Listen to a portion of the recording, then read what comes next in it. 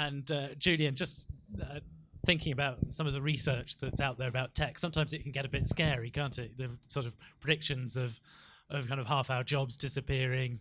How do you think the commercial property sector is going to be affected by those changes in the years to come? Are you worried in terms of the job market or not? No, actually not at all. I think, I have great belief in us as a race in many ways of making sure that we keep ourselves pretty busy. And if you look at the Industrial Revolution, and everyone thought there'd be no jobs, but out of the Industrial Revolution comes the financial services industry, which has kept a fair few people busy for a fair few years.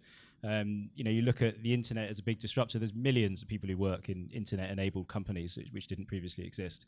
So I don't have any great concern about us all sitting around being idle and having nothing to do.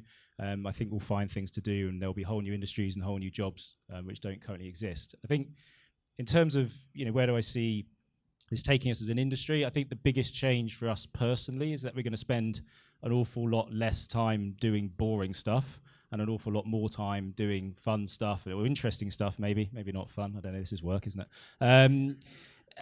Where we can add more value and we can bring to bear, our human qualities a little bit more, rather than just data entry and chasing people and doing things which really don't sort of bring us an awful lot of joy. So I think, my sort of company, I guess, of the future is, or 5 years at least, is one where, we bring to bear the benefits of automation and we can sort of unshackle ourselves a little bit from sort of that process piece, which is a big part of a lot of people's jobs. And just on a sort of a day-to-day for you sort of personally, how's tech affecting things there, and how do you see your job changing in the next 5 years?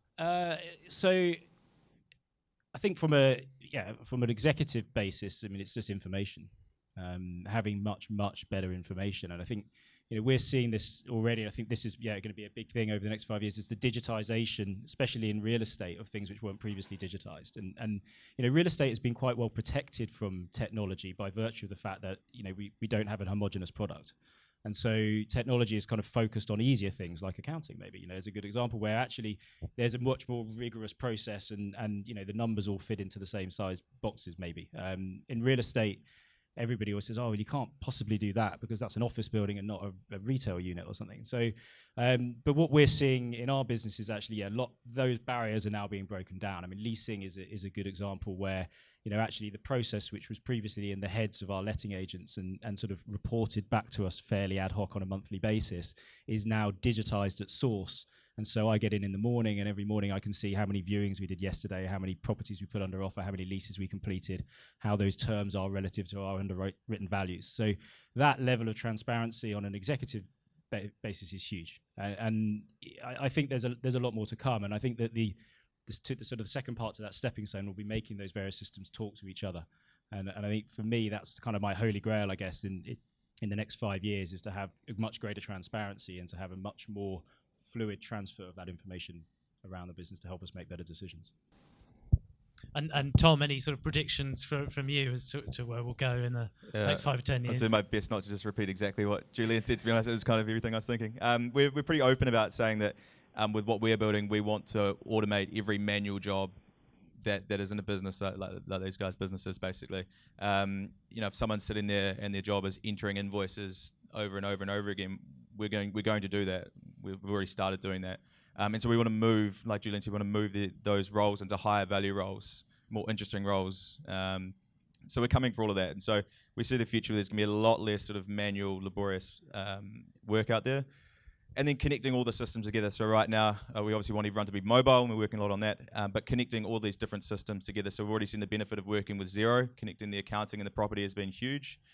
Massive for us. Connecting the banking in for us is going to be a really big thing going forward. Connecting in things like insurance companies and leasing, for example. So, we know when all of these properties are coming available, right? But right now, to fill that space, the owner or the manager needs to go and talk to an agent, and that agent will only know about their little pool. So if we can connect all of those requirements together, connect all this together, we're going to have a much more efficient and better market. And so we're really connecting all those sort of siloed databases for us is going to be a really big part of the future, and using that data in a brand new way is going to be very cool. And it was, if you can pick up on that, it's something that Julian mentioned as well, those sort of apps kind of talking to each other. How can that really sort of transform this industry? Yeah, so I think you guys have touched on all the key points. Actually, I'm ex-Microsoft, and if you think about what Microsoft did, certainly some of the older people will remember, when word processors were replacing like typewriters and just making it easier to do stuff, right? And that same office automation is now business automation, is what we're talking about. How do we automate the repetitive tasks, and how do we avoid these silos of data? By dint of our scale, so as of earlier this week, we announced we have 1.6 million customers globally now, which means that it's quite a market presence. We are a very logical player with whom to integrate, and we make it easier for third parties like Re-Leased to integrate with us. We have 730 business application partners today, and that is all about, again, just automating and making more efficient businesses, from farming through prop tech, through dentistry, through core accountancy. And if I see, I guess, some really common patterns, I think there are a pretty small number of platforms that most businesses deal with regularly, being their bank, and we still kind of have to go to our banks to make payments and track cash and do those things.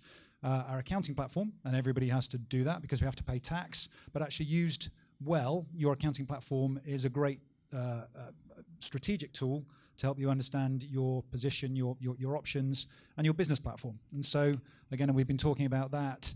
I think you will start to see not only integration, which is where we are now, so that a customer or an invoice is represented consistently across those platforms, but really merging those platforms. And we're beginning to see banks, frankly, offering accounting services.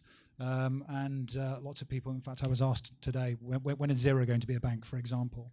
I think it makes sense that you will just see closer and closer integration, so that actually you can spend time in one experience or one mobile experience and do all the things that you need to do, rather than having to dip in and out of these other experiences. And I think you might start to see some new players crop up as well. So if you think about somebody like Amazon, who has something like 3 million businesses currently, on its business platform, why wouldn't Amazon make it easier for those businesses to access business applications or access accounting?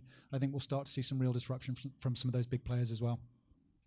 And what about Xero itself? Obviously, you're a pretty established business now, but where do you kind of go from here? Yeah, so again, if you think in typical terms, we think of either horizontal capabilities, so those are the capabilities that are needed by everybody. So that's accounting, that's forecasting, that's reporting. Actually, banking and payments are pretty horizontal, and then there are vertical capabilities.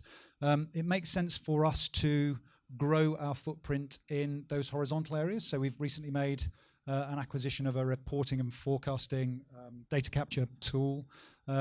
We've just raised $300 million for acquisitions and investments that, I think will help us build out in fintech and in some of those horizontal capabilities, but relationships with leaders in key vertical areas like Re-Leased just become more and more important for us. And I think you will see us working more closely with a subset of that large kind of partner base where there's such obvious market synergy. And I would certainly like to think that Re-Leased will be one of those. Interesting.